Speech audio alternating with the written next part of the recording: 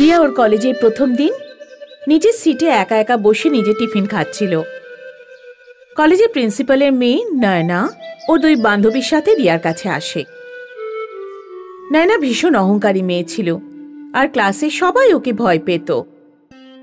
এই মেয়ে, নতুন নাকি? হ্যাঁ, আজ আমার প্রথম দিন। টিফিনে কি আছে তোর? ম্যাগি। নয়না ও টিফিনটা নিয়ে খেতে শুরু করে। অর্ধেক টিফিন খেয়ে ও বলে, তোর মার তো বিরিয়ানির দোকান আছে তাই না? ম্যাগি এত বাজে বানিয়েছে, তাহলে বিরিয়ানি কত বাজে বানায়? হ্যাঁ। মায়ের সম্পর্কে এরকম কথা শুনে রিয়ার একদম ভালো লাগেনি আর ও নয়নাকে জবাব দিল, অর্ধেক টিফিন খেয়ে নিলে আর এখন বলছো আমার মা ভালো খাবার বানায় না? কারণ মায়ের সম্পর্কে এসব কথা বলা উচিত নয়। আজকের আশা মেয়েটা নয়নাকে উল্টে জবাব দিল। এটাও সহ্য করতে পারল না আর দুজনের মধ্যে কথা কাটাকাটি হলো। নয়না রিয়াকে জোরে ধাক্কা মারল আর রিয়ার শরীরে দাগ হয়ে গেল। সেদিন বাড়ি ফিরতেই রিয়ার মা ও শরীরের দাগগুলোর কথা জিজ্ঞেস করল আর রিয়া মাকে সব বলে দেয়। আমি কাল প্রিন্সিপালের সাথে কথা বলবো। ওই মেয়েটা প্রিন্সিপালের মেয়ে হয়েছে তো কি হয়েছে, এরকম যা ইচ্ছে করবে নাকি? পরের দিন সকালে রিয়া আর ওর মা প্রিন্সিপালের কাছে গেল। প্রিন্সিপাল মানতে রাজিই হলো না যে ওর মেয়ে নয়না এরকম করতে পারে। উল্টে তিনি রিয়াকে মিথ্যেবাদী বানানোর চেষ্টা করলেন। রিয়া মন খারাপ করে ক্লাসে চলে গেল আর ওর মা নিজের দোকানে। আজ আবার কিছু করেছে তোর সাথে ওই মেয়েটা? হ্যাঁ মা, যখন টিফিন খেতে বসলাম তখন সবাইকে আমার টিফিন নিয়ে বাজে কথা বলছিল আর সবাই আমাকে দেখে হাসছিল। শোনা, কাল আমি তোর পুরো ক্লাসের জন্য ভালো করে বিরিয়ানি বানিয়ে পাঠাবো। রিয়া আর ওর মা দুজন দুজনকে দেখে হাসতে লাগলো। ওদের হাসিতে একটা রহস্য লুকিয়েছিল, একটা জাদুর রহস্য। পরের দিন রিয়া স্কুলে পৌঁছতেই সবাই ওর ব্যাগ থেকে বিরিয়ানির গন্ধ পেল। অনেকেই ওকে জিজ্ঞেস করলো, এত ভালো সুগন্ধ ওর ব্যাগ থেকে বেরোচ্ছে নাকি? হ্যাঁ হ্যাঁ, আর সবাইকে বিরিয়ানি খাওয়াবো। আমার মা পুরো ক্লাসের জন্য বিরিয়ানি পাঠিয়েছে। লাঞ্চ ব্রেকের পর সবাই রিয়ার কাছে লাইন দিয়ে দাঁড়িয়ে পড়ল। সবাই মিলে খুব আনন্দ করে রিয়ার মায়ের হাতের বিরিয়ানি খেলো। এবার হবে মজা। বিরিয়ানি তো খেলো, এখন বিরিয়ানির জাদুর সময়। লাঞ্চ ব্রেকের পর সব স্টুডেন্টসরা ক্লাসে বসেছিল। নয়না হঠাৎ করে বেঞ্চে উঠে বাঁদরের মতো নাচতে লাগলো। নয়না আর ওর বন্ধুরা যারা রিয়াকে নিয়ে হাসাহাসি করেছিল সবাই নিজের বেঞ্চের ওপর উঠে বাঁদরের মতো নাচতে লাগলো। কি করছো তোমরা তিনজন? এক্ষুনি নিচে নামো, বেরিয়ে যাও আমার ক্লাস থেকে, এক্ষুনি বেরিয়ে যাও। ক্লাসের সবাই নয়না আর ওর বান্ধবীদের দেখে হাসতে লাগলো। নয়নাকে বাড়ি পাঠিয়ে দেওয়া হলো। পরের দিন লজ্জায় নয়না কারোর সাথে চোখ তুলে কথা বলতে পারছিল না। রিয়ার ওপর প্রচন্ড রাগ হলো আর এখনও রিয়ার ওপর প্রতিশোধ নিতে চাইছিল। এই রিয়াটাকে তো আমি এমন মজা দেখাবো না, ওকে এই ক্লাস থেকে যদি বার না করে দিই তাহলে আমার নাম নয়না নয়।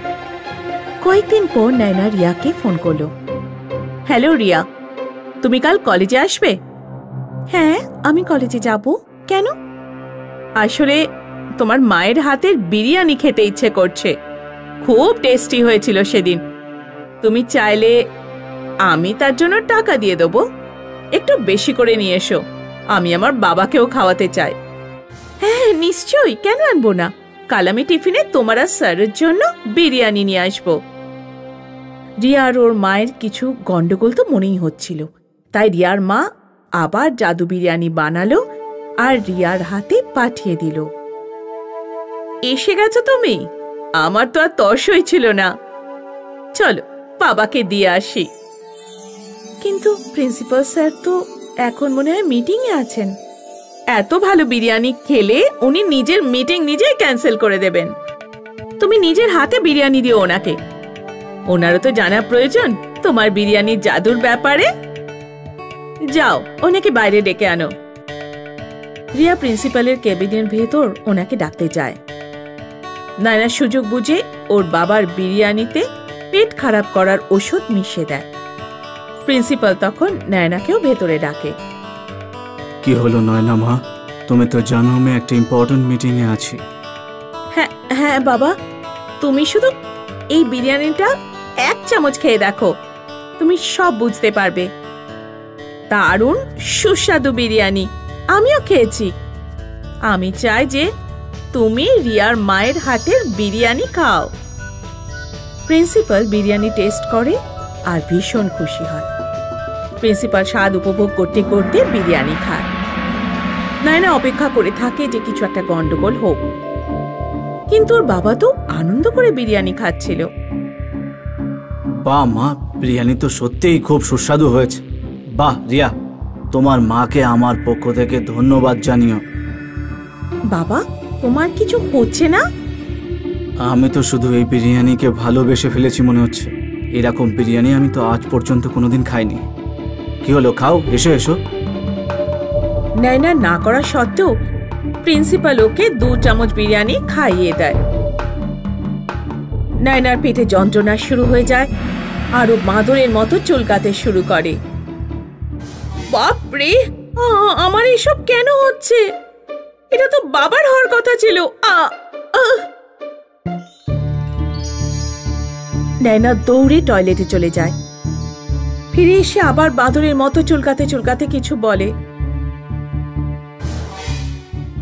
পেট খারাপ করার ওষুধটা তো তোমার জন্য মিশিয়ে দিয়েছিলাম আমি।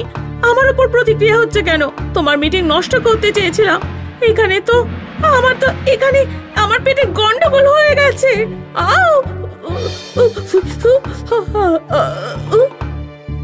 নয়না টয়লেটে যাওয়া আসা করতে করতে সব সত্যি কথা বলে ফেলে। আমি সব সময় তোমার প্রিন্সিপাল হওয়ার সুযোগ নিতাম। তুমি কখনো বুঝতেই পারোনি যে তোমার মেয়ে কতটা চালাকি করতে পারে। নয়না জাদু বিরিয়ানির জন্য সব সত্যি কথা বলে ফেললো, বিরিয়ানি থেকে শুরু করে নিজের চালাকি পর্যন্ত।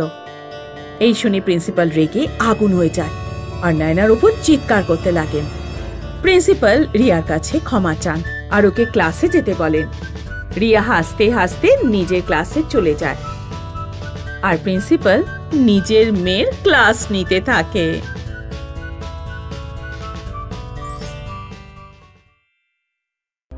বিদ্যা আর মনোজের বিয়ের বার্ষিকী ছিল। ওদের বিয়ের 1 বছর হয়ে গেছিল। আজকের দিনে অন্তত ভালো কিছু রান্না করতে। এটা কি পাতলা স্বাধীন খাবার বানিয়েছো? এর থেকে ভালো হতো আমি কোনো হোটেলে গিয়ে খাবার খেতাম। আমি অনেক চেষ্টা করেছি আজ ভালো খাবার বানানোর। তুমি শুধু চেষ্টাই করো, কখনো বানাবে না খাবার? ওগো, আমায় ক্ষমা করে দাও, আমি এক্ষুনি কিছু বানিয়ে আনছি। ছাড়ো তুমি বিদ্যা, আমি না খেয়ে শুয়ে পড়বো। এমন করো না, দয়া করো। পরের দিন সকালে মনোজ অফিসের জন্য তৈরি হচ্ছিল। তখন বিদ্যাকে বলল, আজ খাবার বানাবে না তুমি, এমনিতেই ভাগাড়ে ফেলে দিতে হয় তোমার বানানো খাবার। আর আজ তো প্রিয়াঙ্কা আর আমি বাইরে যাচ্ছি খাবার খেতে। বিদ্যা মনমরা হয়ে বসেছিল। ওর শাশুড়ি এসে ওর সাথে কথা বলতে থাকে। শাশুড়ি মা, আমি সত্যি চেষ্টা করি ভালো খাবার বানানোর, কিন্তু মনোজ ওর কখনো আমার রান্নায় খুশি হয় না। এতে তোমার কোনো অপরাধ নেই। ও কি করে জানবে এক মহিলার কত রকমের কাজ থাকে? ওর তো এটাই মনে হয় যে মহিলারা সকাল থেকে সন্ধ্যা পর্যন্ত শুধু রান্নাই করে। বিদ্যা আর তার শাশুড়ি রান্না করতে শুরু করে দিল। মনোজ ওই দিন অফিস থেকে বাড়ি ফিরল না। বিদ্যা আর তার শাশুড়ি মনোজের জন্য অপেক্ষা করতে করতে ঘুমিয়ে পড়ল। মনোজ পরের দিন রাতে ফিরল। মনোজ বাবা, এমন বিনা বলে তুমি কোথায় চলে গেছিলে? প্রিয়াঙ্কার সাথে ছিলাম, আমরা রাতের খাবার বাইরে খেয়েছি, এই জন্য আবার দেরি হয়েছে। আর আমি ঘরে আসবই বা কি করতে? খাবার তো আমি ওর সাথেই খেয়ে নিয়েছি। মনোজ ঘরে গিয়ে শুয়ে পড়ল। বিদ্যা রান্নাঘরে বসে কাঁদছিল আর ওর শাশুড়িও চোখে জল নিয়ে ওর কাছে আসলো। বৌমা, আমাকে ক্ষমা করে দিও, আমারই লালন পালনে কোনো ত্রুটি হয়ে গেছিল। যেই ছেলেটা এমন নির্লজ্জ আর চরিত্রহীন হয়ে গেছে। হে ভগবান, কি করি আমি এই ছেলের? হে আমাদের গুরুত্ব কবে বুঝবে? হে অন্নপূর্ণা মা, আপনি কোনো আশীর্বাদ দিন যাতে আমার স্বামী আমার রান্নায় সন্তুষ্ট হয়ে যায় আর আমাকে ছেড়ে অন্য কোথাও না যায়। বিদ্যার ওভেনের সামনে একটা মশলার কৌটো চলে আসে আর ওভেন থেকে আওয়াজ বেরোতে শুরু করে। বিদ্যা, খাবারে এই মশলা শুধু 1 চিমটে দাও আর অন্নপূর্ণা মায়ের জাদু দেখো। বিদ্যা আর মনোজের মা হাত জোড় করে ওভেনের থেকে জাদুই মশলা নিয়ে নেয়। বিদ্যা খুশি খুশি খাবার বানাতে শুরু করে আর তার সুগন্ধে ওর শাশুড়িও খুব খুশি হয়ে যায়। রাতে মনোজ অনেক দেরি করে বাড়িতে ফিরল আর এসেই বলল, আমি কিছুদিনের জন্য অফিস থেকে বাইরে ট্রিপে যাচ্ছি, বুঝলে? কাল সকালে তাড়াতাড়ি বেরোতে হবে, আর তাই এখন আমি শুতে যাচ্ছি। কিন্তু মনোজ, খাবার? আমি তো খাবার খেয়ে নিয়েছি। আমি কাল ভোরে 5টায় বেরোতে হবে, তাই আমি তখনই কিছু খেতে পারবো না। বিদ্যা আর মনোজের মা উদাস হয়ে যায়। ওরা ভেবেছিল আজ অবশেষে মনোজ ওদের হাতের খাবার খেয়ে খুশি হয়ে যাবে। পরের দিন সকালে বিদ্যা আর মনোজের মা ঘুম থেকে ওঠার আগেই মনোজ বেরিয়ে যায়। এখনো ওদের জাদুই মশলার গুণ দেখার জন্য 1 সপ্তাহ অপেক্ষা করতে হতো। রাতের অবশিষ্ট খাবার বিদ্যা নিজের প্রতিবেশীদের একটু একটু করে দিয়ে দেয়। বিদ্যা, এটা কোনো হোটেলের খাবার দিয়েছো তুমি? আমার বাচ্চারা তো নিজের আঙুল পর্যন্ত খেয়ে নিচ্ছিল। হ্যাঁ হ্যাঁ, একদম। আমি তো এত সুস্বাদু খাবার আজ পর্যন্ত খাইনি বিদ্যা বোন। এটা কোনো হোটেলের নয়, আমার নিজের হাতের বানানো খাবার। আমার শুনবে, তুমি একটা হোটেল খুলে নাও, লোকেদের লাইন পড়ে যাবে। একদম খুলেই ফেলো হোটেল বিদ্যা, গ্রামবাসী হাত চেটে খাবে তোমার খাবার। বিদ্যা খুশি হয়ে নিজের শাশুড়িকে সব কথা বলতে আসে। দুজনে হাসতে হাসতে কথা বলতে থাকে।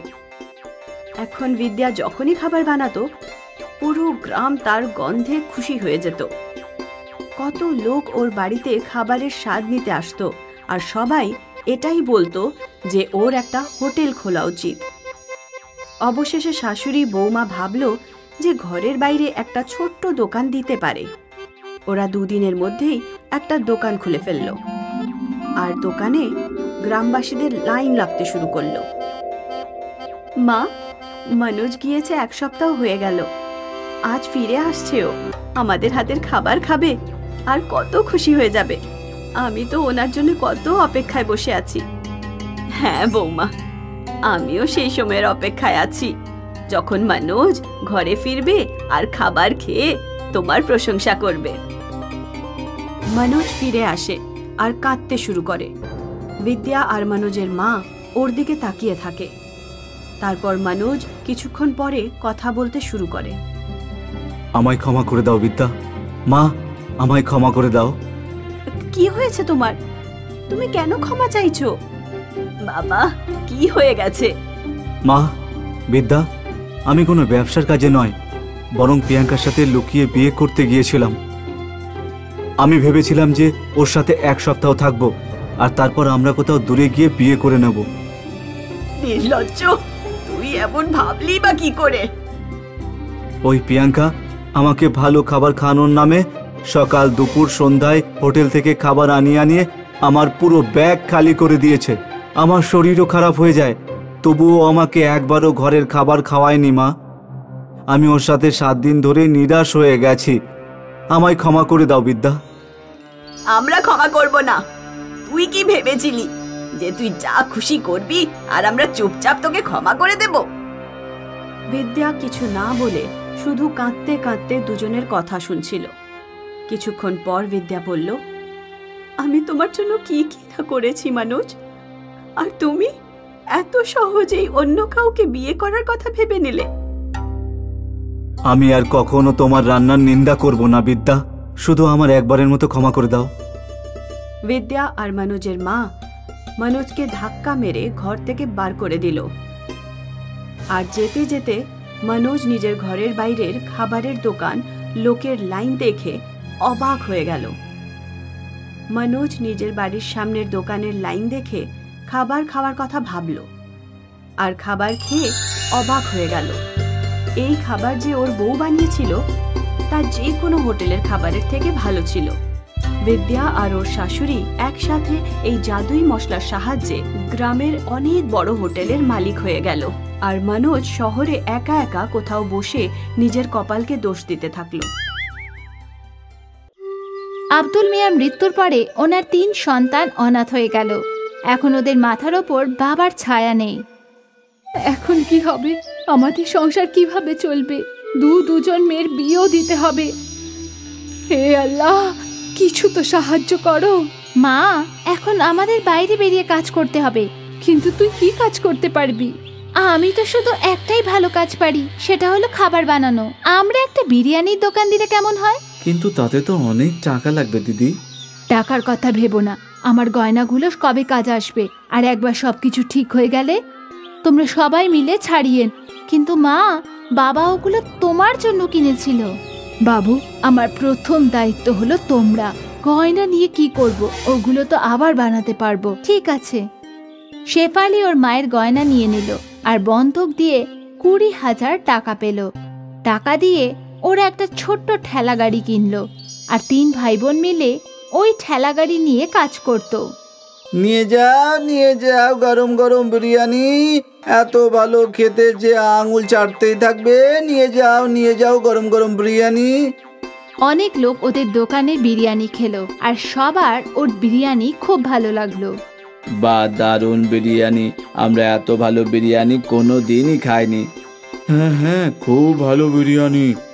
ধন্যবাদ দাদা, এটা আমাদের মায়ের রেসিপি, আমাদের মায়ের স্পেশাল বিরিয়ানি। দারুণ খেতে। আর কিছুদিনের মধ্যেই ওদের দোকান ভালো চলতে লাগলো, লোকের ভিড় করতে লাগলো। আমার 2টো বিরিয়ানি পার্সেল করে দিও। ঠিক আছে। আমাকেও দাও। এখন আর নবীনকে লোকজনদের ডাকতে হয় না। দোকানে এত ভিড় হতো যে 3 জন ভাই বোন মিলে অর্ডার নিত। এই নিন আপনার অর্ডার। এটা আপনার। 1 মাস পরে শেফালিও রোজগার করার টাকা গুনছিল। এই নাও মা, এই মাসে লাভ 20,000 টাকা। কি? তুমি ঠিক শুনেছ, 20,000 টাকা। এতগুলো টাকা? আমাদের বিরিয়ানির লোকেদের খুব ভালো লেগেছে। দোকানে সব সময় খরিদ্দারের ভিড় থাকে মা। হে আল্লাহ, তোমার অনেক অনেক ধন্যবাদ। তুমি আমাদের সন্তানদের সফল করেছো। ধন্যবাদ মা। পরের মাসে তোমার গয়না আমি ছাড়িয়ে নেব ইনশাআল্লাহ। আজ শেফালির পরিবার সবাই খুব খুশি ছিল। ওর বাবার মৃত্যুর পরে প্রথমবার ওদের বাড়িতে কিছু ভালো হচ্ছিল। 3 ভাই বোন নিজেদের পরিশ্রম চালিয়ে গেল আর অনেক গুণ বেশি লাভ করতে থাকলো। এই সব কিছু আমাদের 3 জনের মিলমিশের কারণে হচ্ছে। একদম দিদি। আর আমরা সব সময় মিলেমিশেই থাকবো। হ্যাঁ, সব সময়। কিছু মাস পরে ওরা ঠেলা গাড়ি থেকে হোটেল খুলে ফেললো। নবীন কাউন্টারে বসতো, শেফালি আর সানা বিরিয়ানি বানাতো। নবীন ভাই সেই একই ঠেলাঠেলি গাড়ির মতো। হ্যাঁ, এটাই তো আমাদের মায়ের রেসিপি।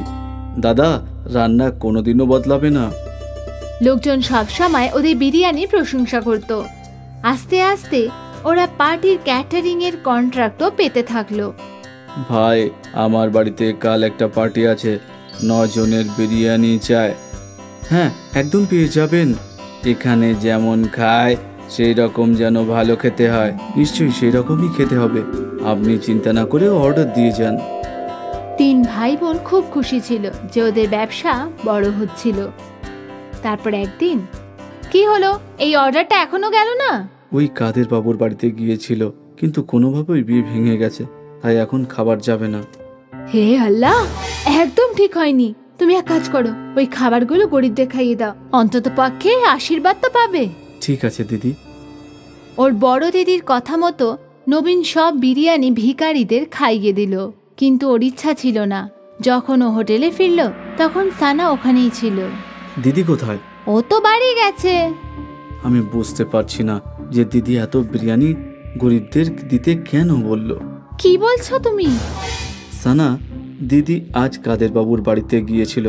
ওরা 300 জনের বিরিয়ানি অর্ডার দিয়েছিল, কিন্তু কোনো কারণে ওনাদের বাড়ির বিয়ে ভেঙে গেছে, তাই বিরিয়ানিও বেঁচে গেছিল। আমি ভেবেছিলাম আমরা ওই বিরিয়ানি বিক্রি করে দেবো। তখন দিদি বলল সব বিরিয়ানি গরিবদের দিয়ে দাও। এটা তো ঠিকই হলো না, আমরা ওই বিরিয়ানি বিক্রি করেও টাকা রোজগার করতে পারতাম। হ্যাঁ নিশ্চয়ই, আমাদের দিদি খুব ভালো মনের মানুষ। সেই জন্য ও হয়তো ভেবেছে যে যখন আমরা বিরিয়ানির টাকা পেয়ে গেছি তখন বিরিয়ানিও গরিবদের দিয়ে দেওয়াই ভালো। কিন্তু দ্বিগুণ লাভ করার চিন্তায় হয়তো মাথায় আসেনি। হতে পারে। তখনই শেফালি ওখানে আসে আর সানা আর নবীন ওদের আলোচনা বন্ধ করে দিল। বিরিয়ানি গরিবদের দিয়ে দিয়েছে তো? হ্যাঁ হ্যাঁ নিশ্চয়ই। অন্তত পক্ষে কাদরি বাবুর আশীর্বাদ পাক, এখন ওনার আশীর্বাদের অনেক দরকার। হ্যাঁ। সানা আর নবীন ওদের দিদির সিদ্ধান্তে রাজি ছিল না। যাক, ওদের ব্যবসা চলতে থাকলো। ওরা আরো বড় বড় অর্ডার পেতে থাকলো। ওদের হোটেলও ভালো চলছিল। তারপর কিছু মাস পরে আরেকটা অর্ডার ক্যান্সেল হয়ে গেল। নবীন, আনসারি বাবুর অর্ডার ক্যান্সেল হয়ে গেছে, তুমি এইসব বিরিয়ানি গরিবদের দিয়ে দাও। ঠিক আছে দিদি। নবীন হ্যাঁ তো বলে দিয়েছিল, কিন্তু ওর ইচ্ছে ছিল না। বড় দিদি বাড়ি যাওয়ার পরে সানা আর নবীন কথা বলতে থাকলো। আমরা কি বিরিয়ানি বিক্রি করতে পারি না? এখন তো রাত 10টা বাজে, এখন কি আর কি কোনো খরিদ্দার আসবে? একটা কাজ করি, এটা ভেতরে রেখে দিই, কালকে এটাই বিক্রি করব। হ্যাঁ হ্যাঁ, এটাই ভালো হবে। দুই ভাই বোন মিলে ওই বিরিয়ানি লুকিয়ে রাখলো। পরের দিন ওরা প্রথমে ওই বিরিয়ানি বিক্রি করলো, আর ওরা দুজন খুব খুশি ছিল, কারণ দ্বিগুণ লাভ হচ্ছিল। আর শেফালি এই কথা জানতো না। তারপর থেকে যখনই কোনো অর্ডার ক্যান্সেল হতো, সানা আর নবীন পরের দিন ওটা হোটেলে বিক্রি করত। এই ঘটনা অনেক মাস ধরে চলতে থাকলো। একদিন এই বাসি বিরিয়ানি একজন রেগুলার খরিদ্দারকে দেয়া হলো। নবীন ভাই, কিছু তো গন্ডগোল আছে, বিরিয়ানি আর তেমন খেতে নেই। এটা কি করে হতে পারে ভাই? আমরা তো বরাবর একই বিরিয়ানি বানাই। ঠিক আছে। আস্তে আস্তে সব খরিদ্দাররা বিরিয়ানিতে গন্ডগোল বুঝতে পারল, আর ওদের এটা খেতে ভালো লাগছিল না। হঠাৎ করে ওদের হোটেলে খরিদ্দার কমে গেল। তখনই শেফালি ভাবতে থাকলো, হঠাৎ করে এমন কি করে হয়ে গেল? আমাদের খরিদ্দার কমে গেল কি করে? এইভাবে চলতে থাকলে কিভাবে হবে? নবীন ওর ভুল বুঝতে পারল। ওর দিদির কাছে কাঁদতে থাকলো। আমার দোষ, আমি আর সানা দিদি মিলে খরিদ্দারকে বাসি বিরিয়ানি খাইয়েছি। কি? নবীন ওর দিদির সামনে সব ভুল স্বীকার করে নিল। এটা তুই কি করলি? বেশি লাভ করার চক্করে ব্যবসায় খারাপ করে দিলি। এবার আমরা গ্রাহককে কি করে ফেরত আনবো? আমাদের ক্ষমা করে দাও দিদি। আমরা জানতাম না যে এরকম কিছু হবে। তোমার লোভের জন্য সবকিছু শেষ হয়ে গেল। তিনজন ভাবতে লাগলো যে ওরা এখন কি করবে। তারপর পরের দিন শেফালি একটা উপায় পেল। শেফালি একটা বোর্ডে লিখলো, আমাদের ক্ষমা করে দিন, আমাদের ভুলের জন্য আপনাদের বিরিয়ানি খেতে হয়েছে, আমরা লজ্জিত। সেই জন্য আগামী 1 সপ্তাহ ধরে আমরা সবাইকে বিনা পয়সায় বিরিয়ানি খাওয়াবো। এই বোর্ডটা শেফালি হোটেলের বাইরে টাঙিয়ে দিল। কাস্টমাররা বোর্ড পড়ে ফ্রিতে বিরিয়ানি খাওয়ার জন্য হোটেলে এলো। আর আবার একবার ওদের টাটকা বিরিয়ানির স্বাদ ভালো লাগতো। এটা তো একেবারে আগের মতো। হ্যাঁ হ্যাঁ, দারুণ লাগলো। যদি ওদের 1 সপ্তাহ ফ্রিতে বিরিয়ানি খাওয়াতে হলো, কিন্তু ওদের সমস্যার সমাধান হয়ে গেল। ওদের খরিদ্দাররা ফিরে এলো, আর সানা আর নবীন বুঝতে পারল যে লোভ বাজে জিনিস। আবার একবার আম্মির বিরিয়ানি চলতে থাকলো। একটা গ্রামে দিশা নামের একটা মেয়ে নিজের বুড়ো মা বাবার সাথে থাকতো। দিশার মা বাবা ভেজ পোলাওয়ের ঠেলা লাগিয়ে বিক্রি করত। দিশা একটা 20 বছরের মেয়ে ছিল, যে সারা দিন বইয়েই ডুবে থাকতো। একদিন তার মা অনিতা দিশাকে বলে ওঠে, তুই সারা দিন বইয়েই ডুবে থাকিস, একটু আধটু মায়ের কাজে সাহায্য করে দে, বিয়ের পরে এটা তোর কাজেই আসবে। কি সব কথা বলছো মা? বাড়ির সমস্ত কাজকর্ম করতে তো জানি, আর আমি তোমার কাছে রান্নাও তো শিখেছি। দিদা তো আমার হাতের খাবারের খুব প্রশংসা করত। আমি তোকে ভালো করে চিনি, কিন্তু সারা দিন বইয়ে ডুবে থেকে কি বা পাবি? আজ পর্যন্ত পড়াশোনা করে স্ত্রীরা কিছু পেয়েছে? অবশেষে তো তাকে বিয়ে করে রান্না বান্নাই করতে হয়। এরকম নয় মা, যদি আমি সারা দিন বইয়েই ডুবে থাকি তার পেছনেও কারণ রয়েছে। বই আমাদেরকে অনেক কিছু শেখায় মা, আর জীবনে কিছু বড় করতে চাই আমি। দিশার কথা শুনে অনিতা দিশাকে কিছু বলতেই যাচ্ছিল, তক্ষুনি ওখানে দিশার বাবা চলে আসে। আরে আমার মেয়ে দীক্ষা একদম ঠিক কথাই বলছে, অনিতা ও পড়াশোনা করুক না। আমি তো এটাই বলতে চাইছিলাম গো, যে দিশাকে পড়াশোনা করিয়ে চাকরি করাবো নাকি। অবশেষে তো বিয়েই করাবো না। এরকম করে ভাবতে নেই অনিতা। যদি দীক্ষা ভালো করে শিক্ষাটা লাভ করে তাহলে ও শিক্ষা দিয়ে অনেক লাভ পাবে, তাই না? ও নিজের স্বামীর ওপরে বোঝ হবে না। আর এমনি আজকালকার দিনে মেয়েরা কি পুরুষদের থেকে পেছনে রয়েছে? আরে পুরুষের পায়ে পা মিলিয়ে চলছে তারা। বাবা, আমার স্কুলে 2 দিনের জন্য জঙ্গলে ট্যুরে যাচ্ছে, আমি যেতে পারি? কিন্তু ম্যাম 500 টাকা চেয়েছে। মা, আমি তোমায় কখনো বারণ করতাম না, কিন্তু তুমি তো জানোই যে আজকালকার দিনে ব্যবসা কত খারাপ হচ্ছে। আমি তোমার স্কুলের ফিসটাও কত কষ্ট করে দিতে পারি। ট্যুরে যাওয়ার জন্য যে স্কুলের সংস্থা তোমার কাছ থেকে কিছু পয়সাও তো চেয়েছে, তাই না? যেটা এই সময় আমার কাছে নেই মা। তোমার মুখটা দেখে বুঝতে পারছি তোমার খুব দুঃখ লেগেছে, তাই না? তোমার মুখটা দেখে সত্যি আমার খুব কষ্ট হচ্ছে মা। তুমি চিন্তা করো না মা, কালকে আমি কারুর কাছ থেকে পয়সা চেয়ে নিয়ে এসে তোমাকে দিয়ে দেব। বাবার কথা শুনে দিশা খুশির চোটে পাগল হয়ে যায়। এটা কি গো, এখন মেয়ের জন্য পয়সা উধার নেবে? আরে কোনো ব্যাপার না, মেয়েটা পড়াশোনা করতে পারলে তো ও আগামী দিনে অনেক বড় হবে, আমাদের পাশে থাকবে। কিন্তু পরশু আমাদেরকে বাড়ির ভাড়া দিতে হবে যে। পরের দিন রমন আবার নিজের ঠেলা নিয়ে বাস স্ট্যান্ডের কাছে চলে যায়। আর ও এটাই ভাবতে শুরু করে যে সে টাকা কার থেকে উধার চাইবে। তক্ষুনি সে দূর থেকে গ্রামের প্রধানকে আসতে দেখে, যিনি তার কাছেই আসছিলেন। নমস্কার নমস্কার প্রধান মশাই। আরে আরে নমস্কার নমস্কার নমস্কার। তা বলো, কেমন আছো তুমি? তো ব্যবসা কেমন চলছে তোমার? বাজারের অবস্থা খুবই খারাপ প্রধান মশাই। আগে পোলাও বিকেলের মধ্যে বিক্রি হতো, কিন্তু এখন তো কখনো কখনো যেমনকার পোলাও সেরকমই পড়ে থাকে, তাই না? খুবই সমস্যা আমার। আরে আরে রমন, আজকাল হলো চাইনিজ ফুডের যুগ। এখানে নানা রকমের খাবার তৈরি হচ্ছে, আর তুমি মানে এর মধ্যে তোমার এই দেশি পোলাও আর কে খাবে বলো তো? গ্রামের দশা এখন আর আগের মতন নেই ভাই। গ্রামের লোকজনও তো আগের থেকে পাল্টে গেছে। প্রধান মশাই, আমি আপনাকে কিছু বলতে চাই। হ্যাঁ হ্যাঁ হ্যাঁ, বলো বলো, কি কথা বলতে চাও বলো। আমাকে আমাকে কিছু পয়সা ধার দেবেন আপনি? কত পয়সা লাগবে তোমার? ওই আমার 2000 টাকা মতন লাগবে আর কি। আসলে ব্যাপারটা হলো আমার 1500 টাকা বাড়ির ভাড়া দিতে হবে তো, আর 500 টাকা মেয়ের স্কুলে জমা করতে হবে আমার। আরে তো দীক্ষা স্কুলের ফিস এখনো দিতে পারোনি নাকি? না, সে তো আমি কবে দিয়ে দিয়েছি প্রধান মশাই। আসলে ব্যাপারটা হলো যে স্কুলের তরফ থেকে বাচ্চারা সবাই ট্যুরে নিয়ে যাচ্ছে, মানে জঙ্গলে। তাই মেয়েটা যেতে চাই তো, সেই জন্য পয়সাটা চাইছিলাম। স্কুলের লোককে 500 টাকা দিতে হবে আমাকে। আরে তোমার কি হয়েছে বলো তো রমনা? তোমার ব্যবসা একই খারাপ চলছে, আর তার উপর তুমি বাড়ির ভাড়াও তোমাকে দিতে হবে। এর মধ্যে তুমি তোমার মেয়েকে ট্যুরে পাঠাতেই হবে তোমাকে। হ্যাঁ, মেয়েটা গাছপালা খুব ভালোবাসে প্রধান মশাই, আর সারাদিন ও তো শুধু গাছেদের ব্যাপারে বইয়েতে পড়তেই থাকে। আজকে বিকেলের মধ্যে যদি পয়সাটা আমি না দিই, তাহলে মেয়েটার মনে মনে খুব কষ্ট পাবে প্রধান মশাই। প্রধান রমনের কথা শুনে রমনকে খুব ধ্যানপূর্বক দেখে। তক্ষুনি প্রধানের সাথী অভিমন্যু ওখানে পৌঁছে যায়। অভিমন্যু একজন খারাপ স্বভাবের ব্যক্তি ছিল, যে প্রধানের সব সময় কানে কিছু না কিছু বলতো। অভিমন্যু ওদের দুজনের কথা অনেকক্ষণ ধরে শুনল। অভিমন্যু প্রধানের কানে বলল, আরে কি এত চিন্তা করছেন প্রধান মশাই? 1000 টাকারই তো ব্যাপার, তাই না? দিয়ে দিন আপনি। আর এমনিতেই ও ঠেলা গাড়িটা 10,000 টাকা দাম হবে, তাই না? এই সময় ওর ব্যবসা একেবারেই ভালো চলছে না। ও আপনার পয়সা ফেরত দিতে পারবে না। পয়সার বদলে ওর ঠেলা গাড়িটা আপনি নিয়ে নেবেন। পুরো 8000 টাকার লাভ হবে আপনার, তাই না? অভিমন্যুর কথা প্রধানের মাথায় বসে যায়। তা তুমি এই পয়সা কবে ফেরত দেবে আমাকে? প্রধান মশাই, মাত্র আমাকে 2 মাস সময় দিন, তাহলে দিয়ে দেব। তার আগে আমি কত পয়সা আপনার কাছ থেকে নিয়েছি, তাই না? কিন্তু সবসময় পয়সা তো ফেরত দিয়েছি। আরে সেই সময়ের ব্যাপারটা একেবারেই আলাদা ছিল, কিন্তু এই সময়ের ব্যাপারটা একেবারেই আলাদা। আমি ঠিক বুঝলাম না প্রধান মশাই। আরে দেখো রমন, আজকালকার ব্যবসা তো সবারই খারাপ চলছে, তাই না?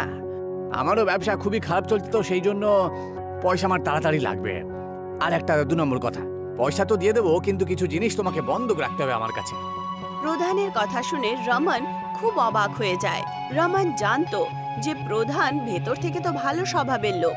রমন বুঝতে পারল যে কিছুক্ষণ আগেই প্রধানের কানে অভিমন্যু কিছু না কিছু বলেছে, কিন্তু রমন খুব বাধ্য ছিল, কারণ প্রধান ছাড়া গ্রামে আর কেউ ছিল না যে 2000 টাকা রমনকে দিতে পারে।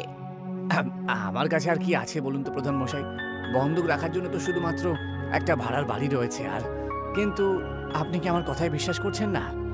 আরে ভরসা করার যুগ এখন চলে গেছে। তোমার এই ঠেলা গাড়ি তুমি রেখে দাও না। তোমার 1 মাসের মধ্যে যদি পয়সা আমাকে না দিতে পারো তাহলে আমি তোমার এই ঠেলা গাড়িটা কবজা করে নেবো। হ্যাঁ, আর সেই নিয়ে কিন্তু তুমি কোনো কথা বলতে পারবে না। রমন গভীর চিন্তায় ডুবে যায় আর বলে, ঠিক আছে প্রধান মশাই, যেমনটা আপনি বলবেন। প্রধান হাসতে হাসতে ওখান থেকে চলে যান। বিকেলবেলা রমন 500 টাকা নিজের মেয়েকে দিয়ে দেয়। দিশা খুশির চোটে বাইরে চলে যায় আর রমন সমস্ত কথা নিজের স্ত্রী অনিতাকে বলে দেয়। এটা কি করেছো তুমি? তুমি তো ভালো করে জানো যে ওরা ভালো স্বভাবের লোক নয়। প্রধান ভালো স্বভাবের আর দয়ালু ব্যক্তি। নিশ্চয়ই অভিমন্যু তোমার ঠেলার ওপরে লোভ দেখিয়েছে। প্রধান তোমার ঠেলা নিয়ে কি করবে? উনি নিশ্চয়ই তোমার ঠেলাটা অভিমন্যুকে দিয়ে দেবে। তোমার কাছে যখন ঠেলাই থাকবে না তখন তুমি কি করবে? ততদিনে কিছু না কিছু একটা ব্যবস্থা আমি করেই নেব। এমনিতেই বাড়ি ভাড়ার জন্য পয়সা তো আমাদেরকে দিতেই হবে। 1500 টাকা তো আমাকে এমনিতেই চাইতে হতো। পরের দিন দিশা জঙ্গলে ট্যুরে চলে যায়। দিশা জঙ্গলের ঘন গাছগুলোকে মন দিয়ে দেখছিল। তখনই তার চোখ পড়ে একটা বুড়ি মহিলার ওপর। আর ওই বুড়ি মহিলা কলা পাতার ভেতরে কিছু রান্না করছিল।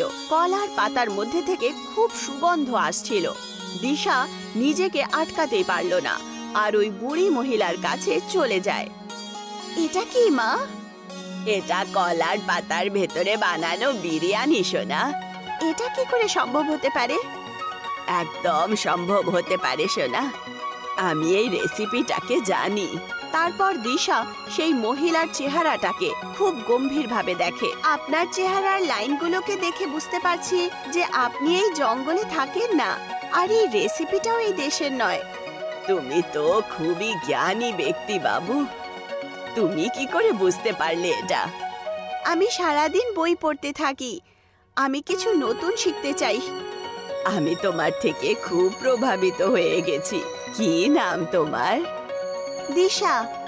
দিশা, দিশা, তুমি একদম ঠিক বলেছ।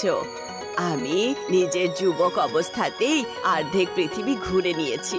আমার পরিবারের লোকেরা সবাই আমাকে ছেড়ে বিদেশে গিয়ে শিফট হয়েছে। সেই দিনের পর থেকে এই পৃথিবী থেকে আমার মন একেবারে সরে গেছে। এখন আমি জঙ্গলে একা থাকি। আপনি কি আমাকে এই রেসিপিটা শেখাবেন? যদি অন্য কেউ বলতো তাহলে আমি শেখাতাম না, কিন্তু তুমি খুবই জ্ঞানী ব্যক্তি। তোমার চোখের আলো বলছে যে তুমি নিশ্চয়ই এগিয়ে যাবে। আমি তোমাকে নিশ্চয়ই বানানো শেখাবো। বুড়ি মহিলা দিশাকে সমস্ত রেসিপি বলে। বিকেল বেলা দিশা বাড়িতে চলে যায়। সময় এইভাবেই কেটে যায়। রমনের কাজ একেবারে বন্ধ হয় আর প্রধান অভিমন্যুর সাথে এসে রমনের ঠেলা নিয়ে চলে যায়। রমনের ব্যবসা একেবারে বন্ধ হয়ে যায়। তার ওপর বাড়ির ভাড়াও অনেক বেশি হয়ে গেছিল। কতবার তোমাকে বুঝিয়েছি কিন্তু তুমি বুঝতেই চাও না। কি দরকার ছিল মেয়েটাকে এত বেশি লেখাপড়া করানোর? এখন বলো, মেয়েকে লেখাপড়া করিয়ে কি পেলে? ওর স্কুলে যত টাকা খরচা করেছি তত টাকা যদি জমা করতাম তাহলে আমাদের কাজে আসতো আজ। আরে এতে এতে দীক্ষার কোনো দোষ নেই অনিতা। খুনি ওখানে দিশা এসে যায় আর বলে, বাবা, আমার কাছে একটা উপায় আছে। কিরকম উপায় সোনা? কিছু মাস আগে যখন আমি জঙ্গলে ট্যুরে গেছিলাম তখন ওখানে একজন বুড়ি মহিলার কাছে আমি একটা বিরিয়ানির রেসিপি শিখেছি। আমার মনে হয় যদি সেই বিরিয়ানি আমরা আমাদের গ্রামের লোকেদের বিক্রি করি তাহলে অনেক লাভ হবে। কিরকম কথা বলছিস তুই? কি বলতে চাইছিস? যে তোর বাবা পোলাও বানাতো? অনিতা, আমার মনে হয় দীক্ষা একদম ঠিক কথাই বলছে। প্রধান মশাই তো এই কথাটাই বলছিল যে এখনকার দিনে ভারতবর্ষে নতুন নতুন খাবার চলে এসেছে, তাই না? যতদিন না আমরা নতুন কিছু করব ততদিন এইভাবে আমরা পিছিয়ে পড়বো, তাই না? কিন্তু সমস্যা এটা হলো যে মেয়ের কথাটা যদি মেনেও নেই তাহলে তুমি এই বিরিয়ানি বিক্রি করবে কোথায়? ঠেলা তো অভিমন্যু নিয়ে গেছে। তুমি তার চিন্তা করো না মা। আমি নিজের বাড়ির আর্থিক স্থিতির ব্যাপারে টিচারের সাথে কথা বলেছি। ওনার কাছে একটা খালি দোকান আছে। উনি আমাকে বলেছেন যতক্ষণ পর্যন্ত আমরা টাকা না রোজগার করি ততক্ষণ পর্যন্ত দোকানটা আমরা নিতে পারবো। দিশার কথা শুনে রমন খুশি হয়ে যায়। পরের দিন দিশা রমনকে খেতে নিয়ে যায় আর নিজের বাবার সাথে অনেকগুলো কলার পাতা নিয়ে দোকানে চলে আসে। রমন আর অনিতা সেই দোকানের পরিষ্কার পরিচ্ছন্ন আগের থেকেই করে ফেলে। দিশা সেই কলার পাতার ভেতরে বাসমতি চাল আর অন্যান্য জিনিস দিয়ে আগুনের মধ্যে রেখে দেয়। কিছুক্ষণের মধ্যেই পাতার বিরিয়ানি তৈরি হয়ে যায় আর সুগন্ধ বেরোয়। তার গন্ধ এত সুন্দর ছিল যে ওখান দিয়ে যেই লোকেরাই যাচ্ছিল তারা নিজেদেরকে আটকাতে পারলো না। একজন ব্যক্তি সঙ্গে সঙ্গে আসলো আর বলল, আরে আপনার দোকান থেকে খুব ভালো ভালো গন্ধ বেরোচ্ছে তো। এটা কি কোনো নতুন হোটেল নাকি? হ্যাঁ, রমন কিছু বলার আগেই দিশা সেই লোকটাকে বলে ওঠে, আপনি একদম ঠিক বুঝেছেন, এটা আমাদের নতুন হোটেল, কলার পাতার বিরিয়ানির হোটেল। ওই ব্যক্তি সঙ্গে সঙ্গে সেই দোকানে একটা টেবিলে বসে যায় আর বলে, আমিও এক প্লেট খেতে চাই অবশ্যই। দিশা তাকে গরম গরম বিরিয়ানি এনে দেয়। ওই ব্যক্তিটা দেখতে দেখতেই বিরিয়ানির 4-5 প্লেট খেয়ে নেয়। দারুণ লাগলো আমার। তা কত হলো? 2000 টাকা। ওই লোকটা হাসি খুশি 2000 টাকা দিশাকে দিয়ে দেয়।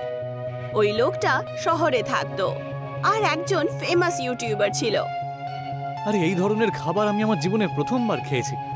আমার তো মনে হয় না ভারতে অন্য কোথাও তৈরি হয়।